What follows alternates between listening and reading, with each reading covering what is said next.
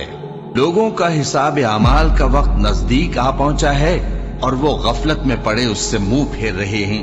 ان کے پاس کوئی نئی نصیحت ان کے پروردگار کی طرف سے نہیں آتی مگر وہ اسے کھیلتے ہوئے سنتے ہیں۔ ان کے دل غفلت میں پڑے ہوئے ہیں اور ظالم لوگ آپس میں چپ کے باتیں کرتے ہیں کہ یہ شخص کچھ بھی نہیں مگر تمہارے جیسا آدمی ہے، تو تم آنکھوں دیکھے جادو کی لپیٹ میں کیوں آتے ہو؟ پیغمبر صلی اللہ علیہ وآلہ وسلم نے کہا کہ جو بات آسمان اور زمین میں کہی جاتی ہے میرا پروردگار اسے جانتا ہے اور وہ سننے والا ہے، جاننے والا ہے۔ بلکہ ظالم کہنے لگے کہ یہ قرآن پریشان باتیں ہیں جو خواب میں دیکھ لی ہیں۔ نہیں، بلکہ اس نے اس کو اپنی طرف سے بنا لیا ہے۔ نہیں، بلکہ یہ ایک شاعر ہے۔ تو جیسے پہلے پیغمبر نشانیاں دے کر بھیجے گئے تھے اسی طرح یہ بھی ہمارے پاس کوئی نشانی لائے۔